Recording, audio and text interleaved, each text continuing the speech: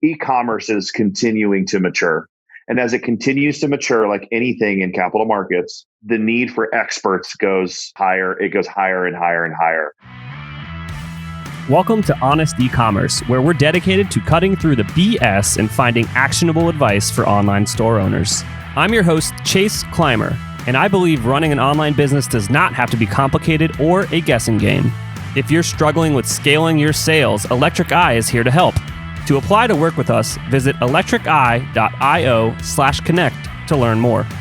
Now let's get on with the show.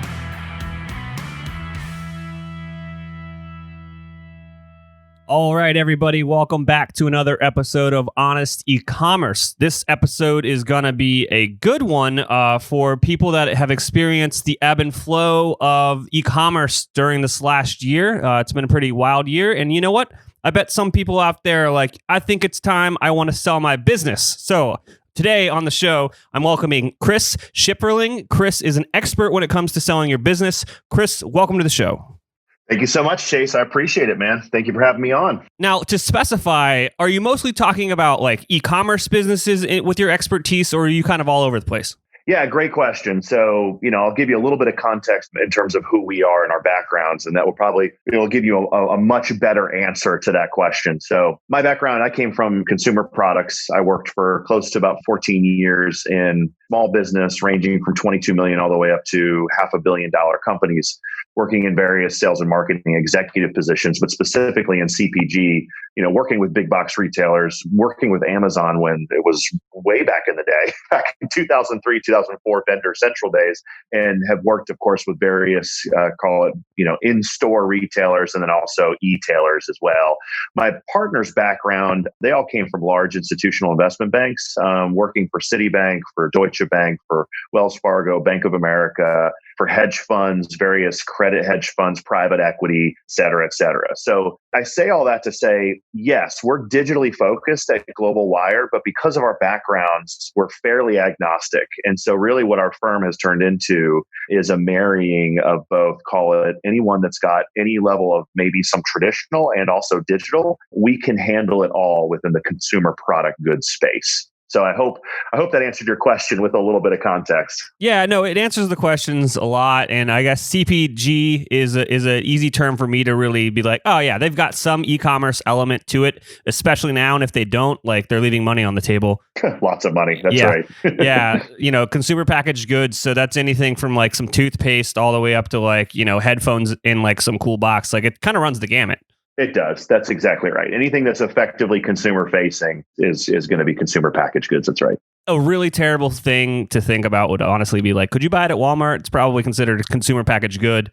Or could a thing exist and be bought at Walmart? I guess. I don't know. That's right. Walmart. And we'll use something, we'll soften the blow a little bit there. Anything that can be purchased at Target or Target. Yeah. You nailed it though. That's exactly correct. Awesome. And now Amazon, right? That's the new vernacular. Anything you can purchase at Amazon effectively, outside, of course, of watching movies and doing any cloud-based services. Amazon does it all. So they do it all. So, all right, let's kind of get into the nitty-gritty of the podcast here today. So let's say, sure, my name is Joe, and I've been running my business now for a couple of years. We've got some really good track record selling these widgets, small SKU count product line. Mm-hmm. And I'm starting to play around with the idea of, this has gotten too big for me, or I just don't have time for this anymore. There's a new passion in my life, and I'm thinking about selling it.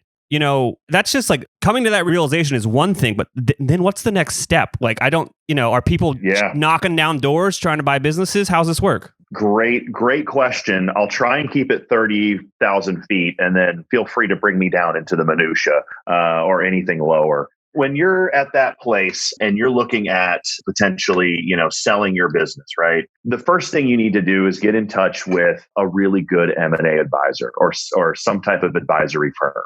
All right. What's that stand for? Yeah. So mergers and acquisitions is what it stands for. Now, there's not a whole lot of merging that occurs in this part of the capital markets. It's more acquisition, right? Just outright selling your company. And that takes on a lot of different structure, which we can get into a lot later. So, Joe, you have a great company. Congratulations on your success. It has gotten to a point where you just know you can't take that next click and you can't take it to the next level. So you get in touch with someone like us. right?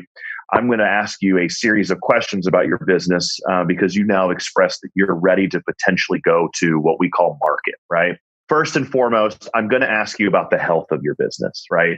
Those are going to be some specific metrics. Now, it's not all financial metrics. It's going to be both financial and digital. I'm assuming you, Joe, have a digital business. Is that correct? So you would have an all digital company, only e-commerce. Is that correct? Sure. Let's go with that. That's most brands that exist on Shopify would still be considered digital, even though you're selling a product. That's right. So, you're digitally focused is what we really say, right? And digitally minded. You're looking to sell direct to consumer or something of some type of derivative. So I'm going to ask you though about the health of your business. Let's start with financials. Do you have organized financials? It's a very basic question, but my goodness, a lot of people in the spectrum of answers that we receive is all over the place. So do you have healthy financials? Now, what does that mean?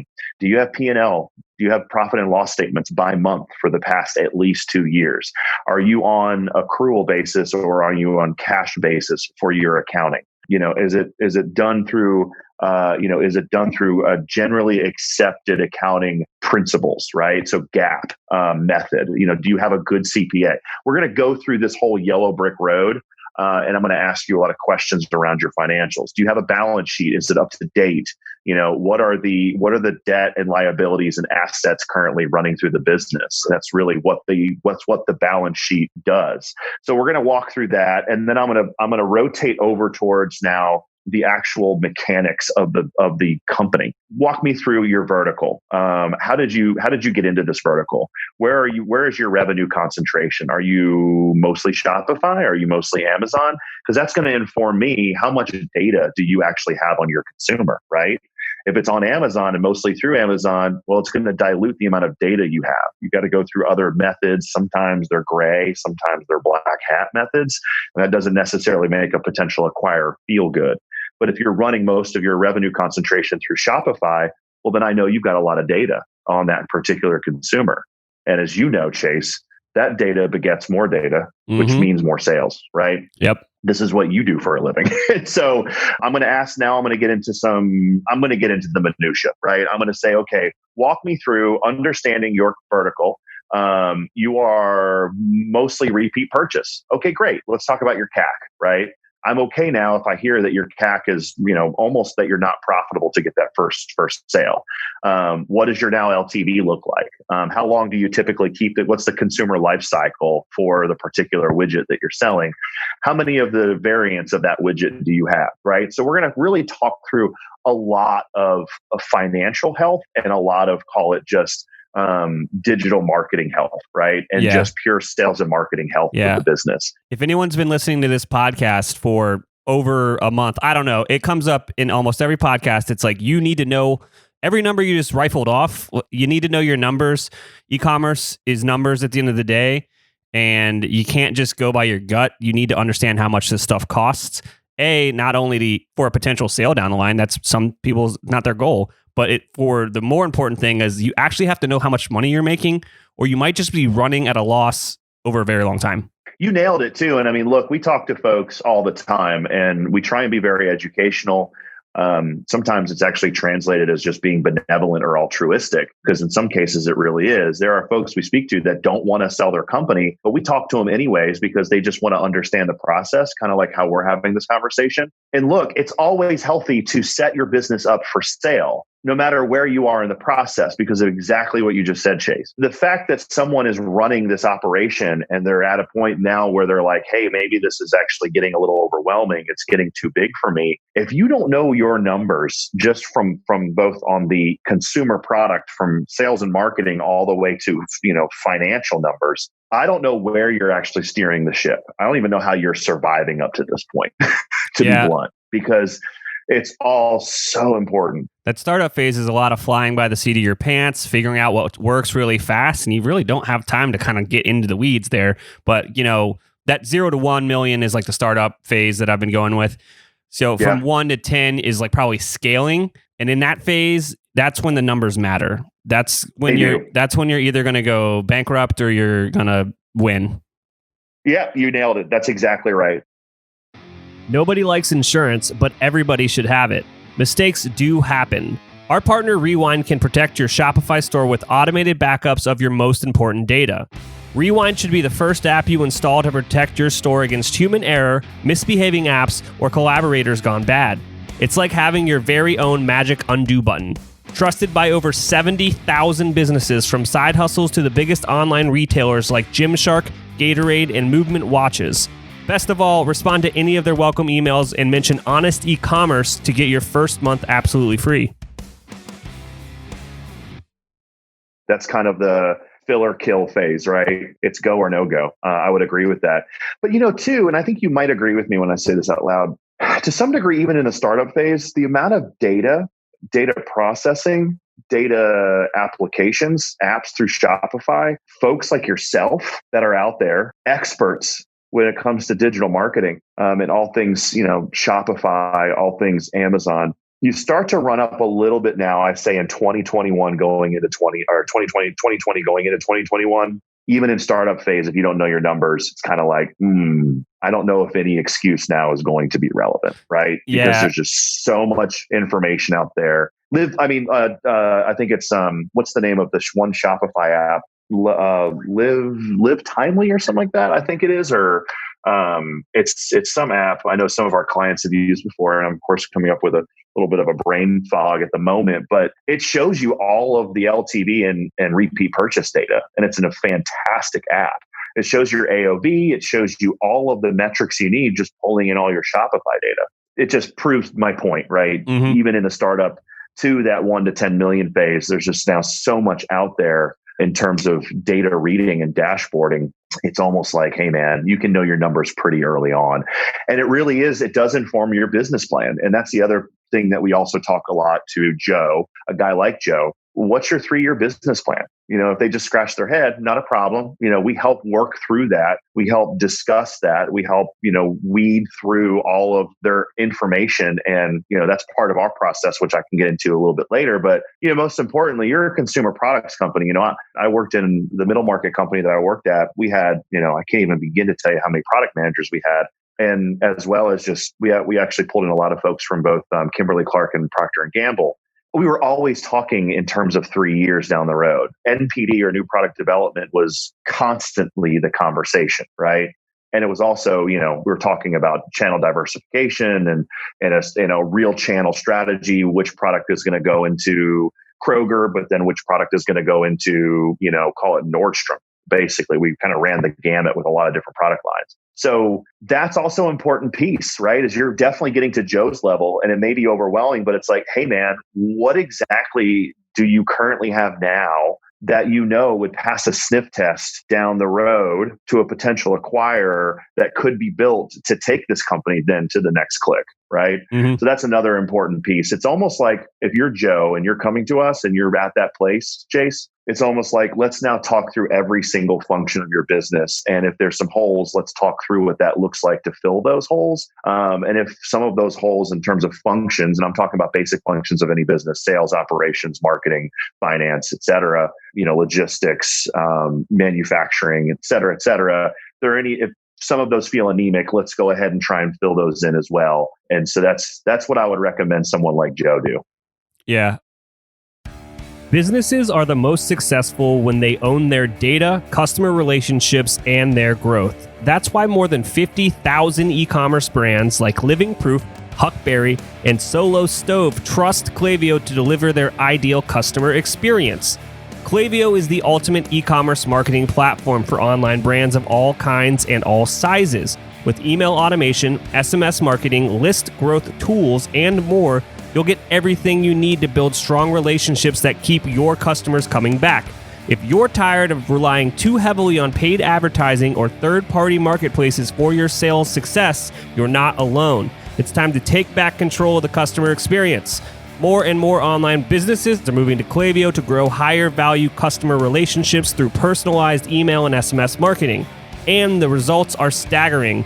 On what's typically the biggest weekend of the year for online retailers, last Cyber Weekend alone, brands made nearly $1 billion in sales through Klaviyo's platform. That's 3.1% of total online sales that were powered by Klaviyo. Ready to drive future sales and higher customer lifetime value with a marketing platform built for your long-term growth? Get a free trial at Klaviyo.com/honest. That's KLAVIYO.com/HONEST.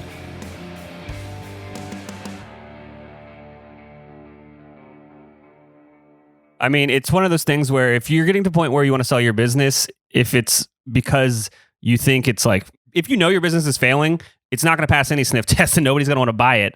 So you're going to need to Correct. If you're to that point, you're almost screwed. No one's going to buy a failing business except for like a super deal with a lot of leverage. That's right. So you're not going to be happy with the outcome. You can get out from under it. That's right. But you're not going to have a profitable thing going on there. You're not going to like that time. But on the other side of it, I do want to go back to something that you said earlier is like those startup phases, especially now moving into 2021. A lot of people were like relying on, we're just going to throw money at Facebook and we're going to scale this bad boy because it was affordable. Good luck. Facebook is not affordable anymore. It is absolutely expensive. It is actually, we are pulling budget out of Facebook and putting it at other places for all of our clients. Yeah. Facebook is not cheap anymore. And that cannot be, if you go to any investor that knows anything about e-commerce and your business plan right now is like, I need to get some more money and I'm spending all that money on Facebook, they're going to say, no, that's not a good plan. Yeah, no, you're right. And I think what it does is it continues to validate, just by you saying what you said, it continues to validate the need. Let me back it up. E-commerce is continuing to mature. And as it continues to mature, like anything in capital markets, the need for experts goes higher. It goes higher and higher and higher. So folks like yourself become so much more valuable, in our opinion, because you are on the forefront of being able to determine which way the ship needs to go. And that ship is digital marketing, right? Yeah. And you're telling me right now, Facebook, and I agree with you, we're seeing those same type of numbers where, the cost to acquire a customer through Facebook is starting to go higher and higher. The cost to acquire a customer through Instagram, of course, which is owned by Facebook, it's going higher and higher and higher. So what other methods are out there? Well, I do know that TikTok, I think, just opened up their advertising, about a year ago? Yeah, the beta program started kind of right around when COVID hit, especially with e-commerce. They had like a specific e-commerce element to it for like almost dynamic retargeting, which was wild. Right, exactly. So, well, what does it look like to maybe that's a much younger demographic, although, just like any other social media platform, the old people are typically the last to get on, but they will eventually get on. But, what does that actually look like? I know that there are other methods, there's other places to go and advertise, and folks like yourself, when it comes to digital marketing, you guys are the jungle scouts and the Sherpas, man, right? Helping your client really find the places that they need to go to accomplish what a digital marketing firm should do for a CPG company: sell more widgets, and also, at a place where it's profitable. Yeah. So, no, I agree with you. Yeah, it's one of those things where, agencies exist for brands that want it done the right way the first time, and they understand like that they have the capacity to do it. There are a lot of good freelancers out there, and I sometimes see them having issues with capacity, and then that makes their work product, unfortunately, not as good. That's right. On the flip side, man, there's terrible agencies out there too. I don't know. There are. Just...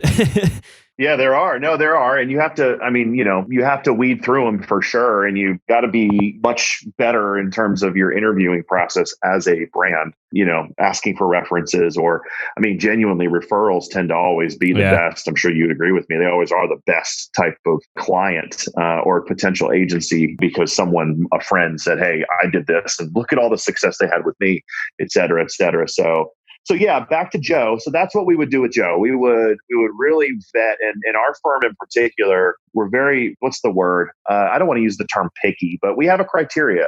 And so we're not taking on every single client because we're not a business broker. We are, a lower middle market investment bank. We're true M&A advisors, and we're a partner-led firm. I'm not a guy on a desk with, a name slapped to me as a license, trying to get as many deals up on a listing site as I possibly can. We're very selective on who we take on. So to your point about Joe, we're going to spend a lot of time with him. We're going to vet. We're going to dig in. We're going to understand his business. And we're going to play business coach with him in terms of, are you really ready for an exit? Because we know the acquirers very well. We came from that world. We know the world of investing, and we know the world of investment banking. And so we know what acquirers are looking for and what makes businesses more attractive and drive better value than just taking the business and throwing it up on a listing site. Yeah. Since 2004, Avalara's vision has been to harness the power of cloud technology to help simplify sales tax for businesses of all sizes. Avalara solutions are designed to affordably scale with businesses as they grow over time. Tax compliance is not a revenue-generating activity. So, Avalara's technology is designed to help you manage compliance as efficiently and accurately as possible so you can reclaim your valuable time and reduce risk in your business. With more than 1,000 signed partner integrations, Avalara likely integrates with the ERP, e-commerce, mobile payment, and point-of-sale systems you use today. Find out how your business can be sales tax ready at avalara.com/honest. That's avalara.com/honest. Avalara, tax compliance done right. So I got a question. So, you're going through this process with Joe, and Joe is just overwhelmed with the business. It's gotten bigger than he ever thought it would. And, there's probably other circumstances. He had a kid or something.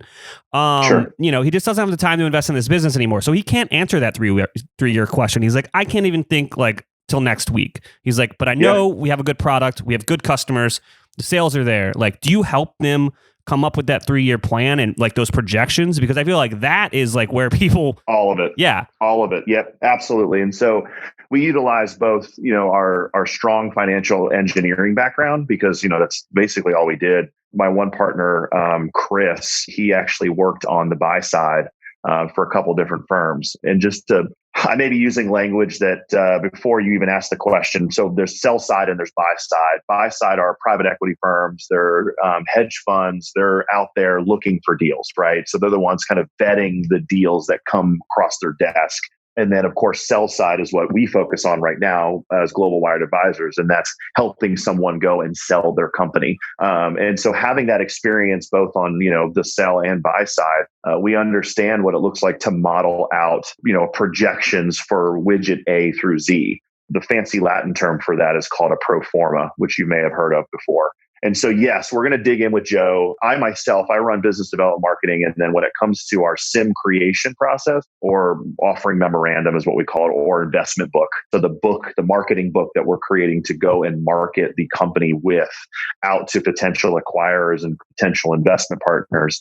I actually run that part of the business, which is data analytics, as well as really building out that opportunity for the next 3 years. So I myself and my team, we would be working very closely, as well as with one of my partners who would be the deal runner. We're going to work on that 3-year plan. Coming from the background that I came from, I sold to lots of different type of entities, right? Or different sales channels. I've done international distribution. I've done Amazon. I've done, selling direct to consumer, and I've also selling to specialty, and then also selling to even mid-tier, call it retailers, and then also some of the top tier. I've sold to Walmart, sold to Target, sold to Bed Bath & Beyond, et cetera. So it really gives us a good view and perspective on being able to take Joe's business and say, instead of just writing things like, could go to Walmart, could go to Walmart Canada, we're going to dig in with Joe. We're actually going to create a nice 3-year plan that probably won't go all of it into our investment books per se, but we're going to have that ready for the potential acquirer to really listen or see for themselves. This is where the business could go, and this is what it's going to look like. And that is just not something that someone can just come along and one day say, I really think I can do that too. It takes a lot of experience, in particular with the 4 of us. You're talking about over 20 years of true, call it investment banking plus real operating experience on a larger scale. So yes, we're going to help Joe do all of that. Gotcha. We're going to do it for him. So you and Joe have been doing this. I'm assuming this process takes months. No, it doesn't. So, Joe wants to sell his business. For us to put together an offering memorandum and get him to market, and all the information we need to put in front of an acquirer to optimize the value of the company and optimize his particular outcome, we usually take about 3.5 weeks, sometimes 4 weeks, to get all of this, the whole entire investment book ready to go, and also us, our firm, the deal runner, and myself, to really understand the company so we can go out there and market it effectively. So no, it won't take months. I think that goes back to, you're making sure that it's the right fit for the process, and process driven. That's right. On your side, as well as I'm assuming you're really looking for process driven businesses on the other side as well, because if they've got all that stuff in place, it's going to be a lot easier to sell. That's exactly right. If they got the stuff in place, and then of course, during our vetting process, before they become a client, we're going to do that's kind of the business coaching now for us. That's, we're not charging for any of the vetting. We're not charging for any of the business coaching that we're giving them. And really what I mean by that, it goes back to what I said earlier. We're going to walk Joe through all of his functions. And if we know there's something that's missing, we're going to show him where it's missing and then also how to fill that gap in a short-term way, but then could be filled from a long-term perspective by a potential acquirer. Uh-huh. Yeah. So like, for instance, I'll be specific because I promised you before I got on this podcast, I would be specific. Let's just say his financials are just in disarray, right? I mean, it's all over the place. Well, we're going to provide resources for him, both internally and also externally, that's going to help him get his books cleaned up. Now, in some cases, what that's called in, say, the middle market investment banking world and the institutional investment banking world, it's what they call Q of E, or quality of earnings. And so we're going to make sure that, his financials and earnings are vetted and stamped by a firm that when we go out there to seek a good potential investment partner or acquirer for his business, they look at those stamped financials by some firm or even us, because we've got a good reputation. They're going to say, okay, these are good financials. They're clean. If we've noticed that, for instance, like you said, let's just say we're like, hey man, your CAC is just it's not good. You're indexing way higher than your peers. So I'm going to introduce you to someone who I know could become a longer term partner, but may be able to start cleaning you up sooner than later in the form of a digital marketing firm. The list could go on. We can go through each function, which I won't now, but we'll go through each function. We'll find out where Joe is missing, those particular puzzle pieces. Gotcha. What do all e-commerce stores have in common? That's right, customers. And those customers are going to have questions. Gorgias is the leading e-commerce help desk with over 5,500 customers on Shopify, Magento, and BigCommerce. Their software is built with machine learning to optimize your support system and allow your team to save time and money on repetitive inquiries while still remaining personalized. What it does is take all of your customers' insights and information, brings it into their amazing dashboard so you can solve your customer's problem as quickly as possible. If you want to give Gorgias a try, visit gorgias.grsm.io/honest to get your second month free. That's gorgias.grsm.io/honest. And now let's say you've ran this whole thing with Joe, and let's say for the easiest sort of math out here, coach me through these numbers and the math part of it. But let's just say it's a $5 million a year business. And what that means is their top line is $5 million. That doesn't mean the profit's $5 million for everyone listening. Let's just say that's the number, and you've cleaned up the numbers of his books because he was doing Excel spreadsheets back and forth with his vendors overseas, and it wasn't digital at all. All that's working. This is all verified now. Yep. What should you be expecting from the market for like a sales price? Great question. So, we always talk in terms of structure and range, right? When we speak to our potential clients. So Joe at that point should be running about a 20% EBITDA level. That's healthy, right? We like to find and take on clients that are ranging from about 15 to 25. EBITDA, are you familiar with that term? Earnings before net taxes or something? Basically, yes. For the long and short, it's just earnings before interest, taxes, depreciation, and amortization. That's all it is. It's the financial metric that pretty much all major investment folks use to measure a business and also then apply a multiple. Now, it's either EBITDA or cash flow, which I can get into in a little bit, but it's pretty much about the same. Sometimes you have what's called adjusted EBITDA because what you're doing is you're modeling the business under a new acquirer, which means that you need to add potentially a CEO. You might need to add a vice president of sales or a vice president of marketing. So you have to model that in and adjust the EBITDA because if a private equity firm is purchasing this, Joe's gone potentially. And so they got to bring an operator in, and they might have to bring two operators in. So there's some nuances there. I do have a question. Yeah, go ahead. How often do you see, this might be the secret sauce of the buyer though, but do those estimates change in the sense that this buyer, it's a roll-up strategy. They have all these warehouses and connections and product manufacturers, and they can do bulk and they can do, the economy of scale.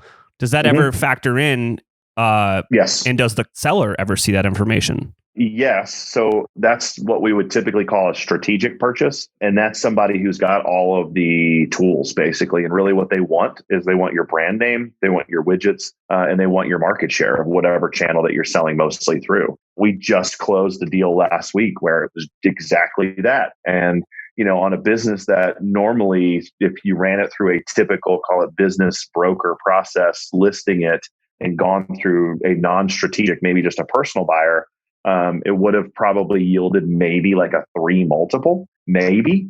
But because we found the right fit for this particular client, and it really was the right fit, they sold a product that was a perfect fit for a $90 million company, and this company was only $3 million.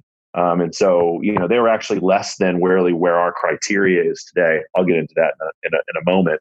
But we found them the perfect acquirer, and the ultimate multiple on that was 5.5 because they are they're just modeling things differently. And you nailed it, Chase. They're just looking at the world a lot differently. Now, when you take it over to, say, private equity and someone who needs to put a portfolio manager in place, they need to put an operating team in place, they're going to model it differently. And also, they're not going to pay as much, right?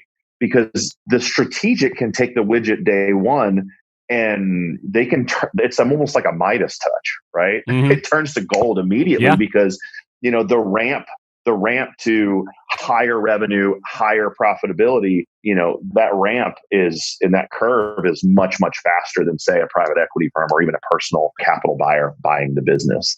So let's get back to Joe's company, right? So we're going to establish, and let's just say he has $1 million.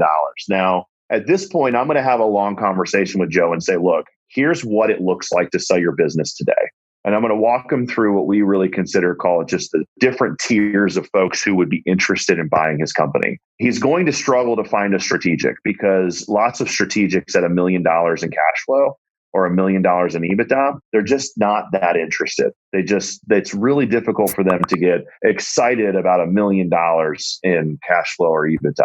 Now, what he might get is maybe what we would consider more of that tier 2, call it mid-tier private equity or just kind of smaller private equity firms, maybe some family offices. It also depends too at this point, where is most of his revenue concentration? If it's mostly through Amazon, there is risk downside, unfortunately, still out there. There are investors who go, man, that Amazon risk doesn't make me feel good.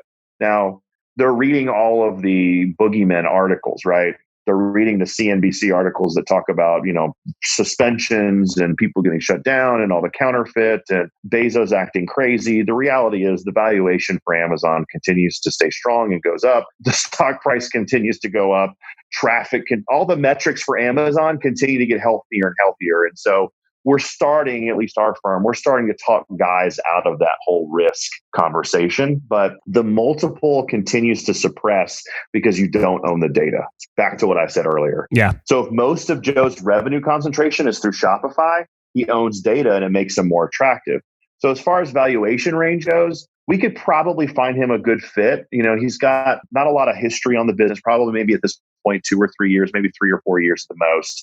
We probably would find him a valuation range, a total multiple, maybe around, call it 4.5, 5.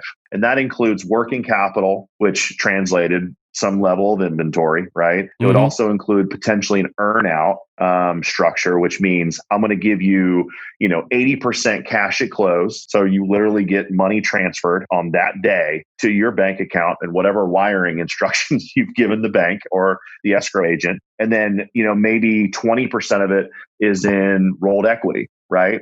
It might be in the form of, hey, we want you to stay on. Private equity loves this. We want you to stay on. So we're willing to give you 20% or 10% of the new company and roll equity with us. And we want you to stay in place. We're going to give you an employee agreement.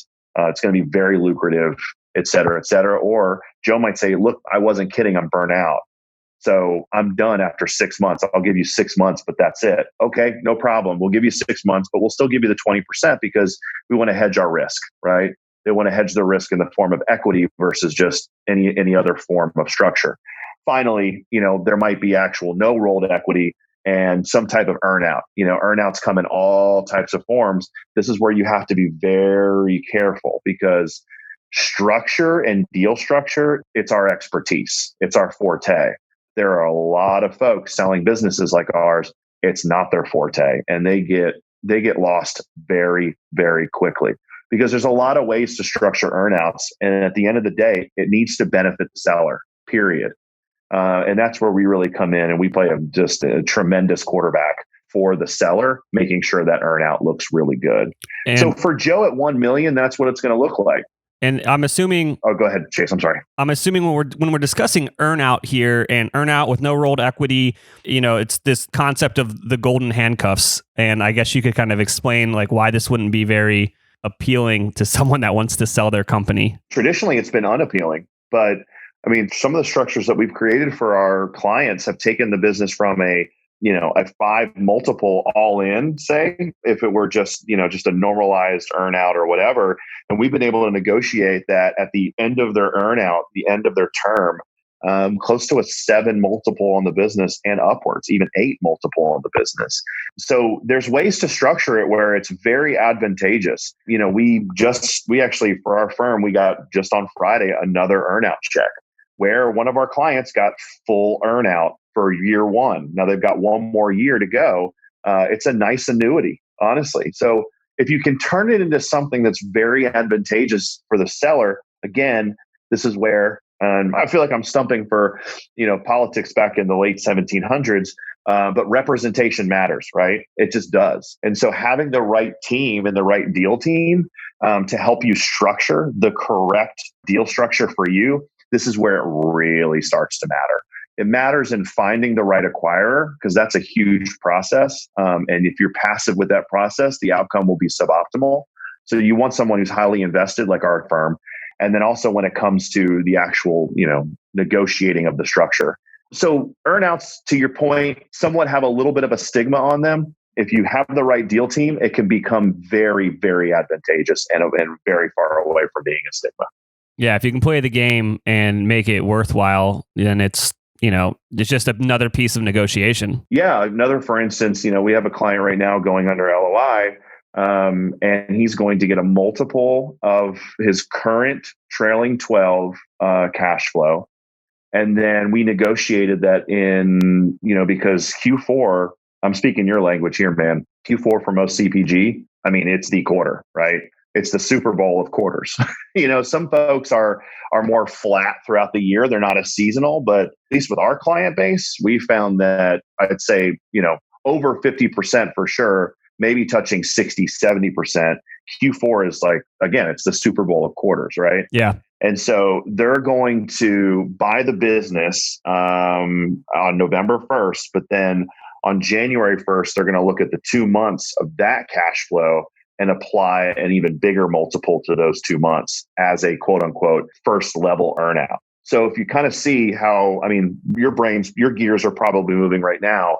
If you're thinking about Joe's business and that, he's had a good trailing 12 at $1 million and we are projecting a really good, future growth for him, but that he's a seasonal product and he's going to get now 2 months times a multiple of that cash flow and another pop of earnout on top of earnout that we're negotiating for him for the next 2 or 3 years. It's really advantageous, man. Starts to make the deal really attractive. And also too, in this particular deal that I just mentioned, Joe doesn't have to stay on. He literally gives up the business day 1. It's just all contractual earnout from there on out. So that's awesome. Yeah. Like there are a million ways to structure your business. There's a million ways to structure these deals. And it's definitely worthwhile to not go into it blind. And do you have time or money? You can learn some of these things, or you can just invest in the right partner and get it done faster.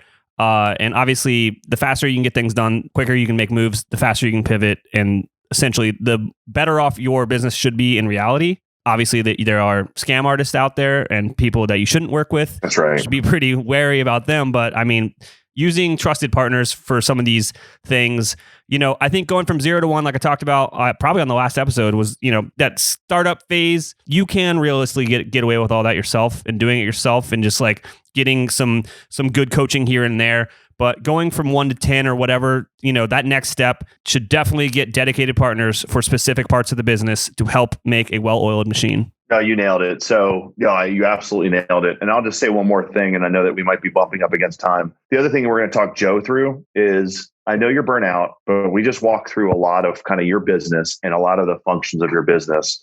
Sometimes it renews energy with the business owner just to actually have a conversation with someone who can speak their language and really speak their language from a strategic perspective. And even in some cases, which we've noticed, actually bring real strategy into the company, where that strategy gas has been just vacant for the past 2 years because Joe is just buried, right?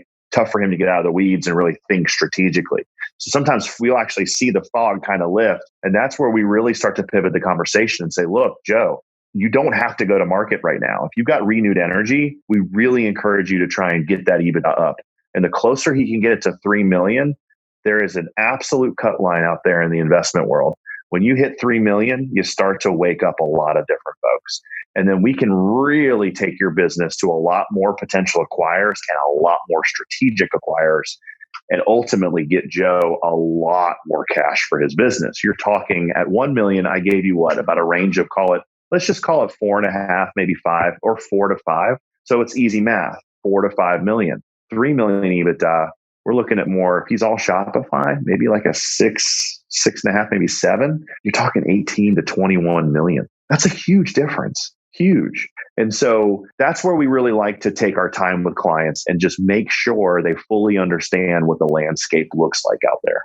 Yeah, that's awesome. Hey, so if someone's listening to this podcast and they're like, a lot of these things register with me, and you know what, I want to reach out and I want to talk to you. What do I do? Great question. So they're going to contact, they go to our website, globalwiredadvisors.com. They're going to, we have a valuation tool on our website to where they can fill out the valuation tool and kind of see. We put real market data in that valuation tool. We ask a lot of questions too. So it's not just some, quick and easy type of valuation. However, it's still, 50,000 feet. Devil is always in the details. So if they fill that out, it's a good place to start. And then, of course, I'll follow up right away and see if they want to have a conversation about their business. Secondly, they can go to our consultation form that goes directly to me and ask some questions about their company so I can really understand kind of where they stand.